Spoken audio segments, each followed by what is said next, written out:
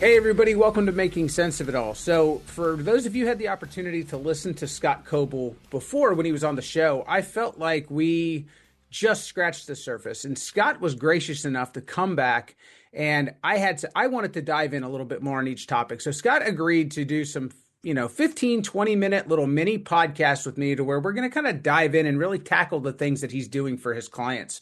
So, I know I kind of just jumped in there, but Scott, thank you very much for agreeing to do this. It's great to be here, Jesse. Thanks.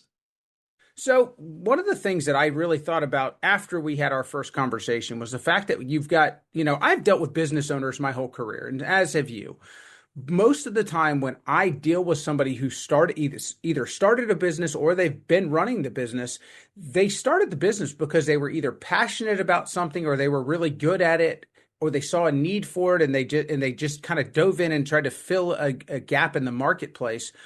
But they didn't start the business because they love running a business per se. They did it because they love doing X, whatever X is. If it's medicine, if it's cabinetry, if it's, insert word here, restaurant, anything of it, they had a passion for it or they saw the need for it, and so they filled it. But they didn't necessarily have the business sense to run a business around that idea. Would you agree with that? I would. And what we see pretty often, Jesse, is a little bit of a drift from the vision that was behind, creating the business or buying the business in the first place. And then you get into the business over the months or years and life ensues. You have things like turnover, or you make a hire for a certain role within your business and maybe the job fit with the person you hired isn't exactly right. So the owner finds himself or herself cleaning up behind people, beginning to do things that help keep the doors open, and help keep everybody out on the job, whether that's making sure that the right equipment is ready to go, the number of people are in place and ready to go to run the business, regardless of what it might be. And, every now and then there may be a little workplace drama that the owner has to step into, and get straightened out. And there's a really neat way to describe this, and it was in a piece called the E-Myth Revisited, and it describes the three places. Let me stop you right there really quick, just because there's going to be some people who know what the E-Myth is and some people that don't. So for those who don't know, what is the E-Myth? The E-Myth is it's really just a book. Okay. Yeah, and what the book does is it describes where owners find themselves in their typical week or month, whatever the given period is, where they're running their business. And, what you described up front, Jesse, with the vision and the dream and seeing a need and fulfilling on that, that's, most of our small businesses start out with a very entrepreneurial view. 100%. And that's kind of at the top of the list there. But and I'll I always kind of joke around. I always kind of joke around with people, and I always say, before it's a business, it's an idea, and it might be an idea that makes some money, but it's still an idea. Exactly. And I'll come back to that one. But let's start with the practical day to day and what business owners tend to slide into that we've found is what's called the technician. Okay. And the technician is the doer. They're the person who lives in the present mainly, sees the work that needs to be done in the moment and they get it done. They keep the doors open. They're compensating for something, but they really are working in the business. And then the next stage that most owners fulfill is the manager. And the manager is typically looking backward. The manager is looking at things like, what do we need to order? How's our inventory looking? How did we do on sales last month? What were our payroll expenses? Things that are needed, things that are necessities, you got to look at it. But it's typically looking backwards and reviewing things, Right. And then, as I mentioned just a few minutes ago, there's the entrepreneur, and that's having the time to be a visionary, to dream, to figure out what are the changes in my industry, what are the changes in my market, how do I need to be adjusting based on what I'm seeing happen, and then become a catalyst for change by playing the game of what if. What if we did this? What if we did that? What's the right decision to make? And what we find is these three stages, it's perfectly natural for an owner to be in one of those three stages at any point in time. The real question is, where does the owner find himself or herself the most? Mm-hmm. And what we tend to find is that slide will come into place where they have to be the technician, they have to be in the business. And now all of a sudden that becomes the norm. That Yeah. becomes what people are doing just about every day. And then they take the time to be the manager, whether that's looking at their bank statements or whatever they may do to see, okay, how did we do last month? How did we do last week? And those are the necessities. But what tends to fall off the table is that entrepreneurial look, and that's where we come in lots of times is to help people segment time for being an entrepreneur, for thinking about the business, for actually working on the business rather than working in the business. And it may only take an hour a week, but what we tend to find is once owners start spending more time there, they see the value of being the entrepreneur and seeing things through the eyes of the entrepreneur again. And it does a few things. It really rekindles their spirit around the business. They find that they want to be in that type of business. So what do? They plan. They plan Mm-hmm. to be there. Now, when they work with me as a business coach, they're going to have an appointment. So that they're going to be there, at least once a week or a few times a month. Um, and some business owners have discipline to be there at the appropriate amount of time. There are advantages and there are disadvantages to each of the three stages that I mentioned: the entrepreneur, the manager, and the technician. There are drawbacks to only being the entrepreneur and not paying attention to the details of the business and what's happening day to day. And many times that's where customer complaints pick up because there are breaks in the service delivery within the business, there are breaks in the follow up within the business. So you can't, even though the entrepreneur is a great place to be, you can't stay only there and not Right. understand the business. The manager stage, that next level that I mentioned, looks back a lot. That person, it's really critical to do that job. It's really critical to understand what's going on with the numbers of your business, and are we ready to move forward based on what we saw in the past?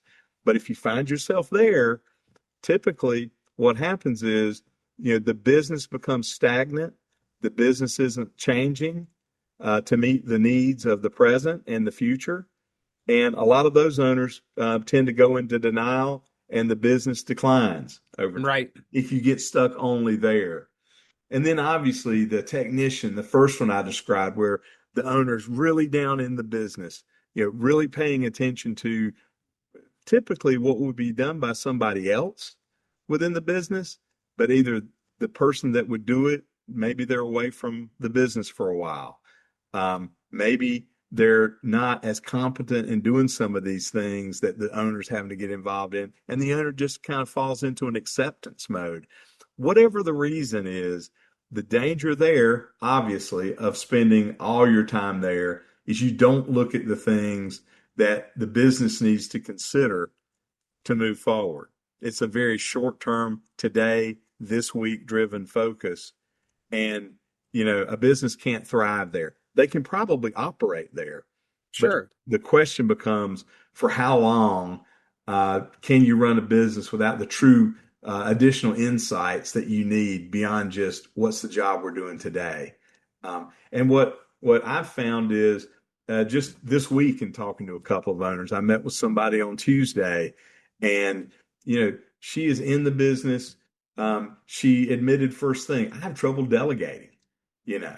So there many times there's certain plans and simple skills, how to prioritize time, how to plan your time, how to have discipline around that time. Those simple fixes can free people up.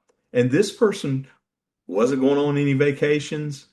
I mean, it really started to have a personal impact on her. And fortunately, it hadn't hurt the business, but she was feeling the impact. No doubt. And that's what we're working on right now is how to raise up, how to get the right help to do some of the technical things that need to be done, and begin to enjoy life more. No doubt. Well, and I see it all the time, especially in things like trades, where you get business owners that are like to your point, they're very technically skilled in what they do, and that's why they decided to start their business. Hmm. But then they get to a point where if you want to grow the business, if you want to actually expand it, generate more revenue, I feel, and correct me if I'm wrong here, but because what I'm hearing is there's a lot of people who say, okay, I need help. And the first thing that they think about sometimes, especially in today's world, when they think about help, a lot of the times that might mean bringing in private equity, bringing in some sort of partnership, not necessarily retooling your skill set and bringing in somebody like yourself that's maybe a partner per se, but not somebody who's taking equity, not somebody who is trying to get into the business and run it themselves. You're offering them the opportunity to essentially upskill, to kind of get outside of their everyday, spend some time with you, actually, look at the business from a 3,000 foot overview, and maybe like actually build some skills that they don't have, and provide some of those services themselves, or give themselves the opportunity to bring in that, the opportunity to manage their business better, to really truly look at, okay, as an entrepreneur, where do I want to go? And I think it's tremendous. I think it's absolutely fantastic because it gives somebody who is that, that person who knows that they have a great business, knows that they have somewhere else that they want to go with it, gives them the opportunity to do so without necessarily giving up something, except for some time. Exactly. Yeah, Yeah, exactly. You certainly, a business owner doesn't have to be struggling financially. Their business doesn't have to be necessarily on the downswing to want help. no doubt, The 100%. business owners that we work with by and large are very successful, If but it's they on the also, downswing, it's too late. I mean, yeah, like you should be seeking out help when you're looking to grow, when you have that opportunity, not when you're trying to survive. exactly, exactly. I met with somebody last week who is doing okay revenue wise, but there are things he wants to do in the future. You know, he's receiving certain services from people who he knows are undercompensated. He wants to compensate them more. And so even though he's pretty successful, but he spent that time in that entrepreneur area of the business looking forward to say, I can't continue to work this way and grow my revenue over time. So I'm going to need to do some things to address it. So it's not just about cutting costs and things like that. Sure, there may be the opportunity to do things like that, but most of the time it's on the top line revenue side where business owners just want to do more, or business owners want to take control of their time No again. doubt. No doubt. Time's important. They're only 24 hours in the day, as the old saying goes, and making the most of it, both on the business side, but also on the personal side, is super important. I think it's very well said. Scott, if people are, they hear this, it hits them and, kind of, they feel like that's me, that's who I am. There's somebody who's looking to put that rocket fuel in their business, and they're not necessarily looking to give up anything. They just they want to grow their own skill set and have the opportunity to do it themselves. What's the best way for them to get a hold of you? Well, I think the best way, Jesse, is for somebody to email S Coble, that's SCOBLE, at focalpointcoaching.com, and we can have a 10 to 15-minute conversation so I can better understand what your situation is, so we can get to know each other. That's what makes my role so much fun, is I get to talk to a lot of people, a lot of really talented people, and try to help them along the way. But then what we do is, we probably schedule a little bit longer conversation, say 20 to 30 minutes after that, to dive a little bit deeper, but also give the person that I'm speaking with time to think through some of the questions that I would ask them, like, what are your goals? What are your goals over the next 12 to 18 months? Not everybody's walking around with that information top of mind. And so I just try to make it, a welcoming environment, one where people don't feel judged. They know that I'm in it to help them. And I think together what will happen is, we can help them reach their goals faster than they ever thought they could alone. And that's important. You don't need to feel alone because you own a business. It's okay, to seek input, thoughts.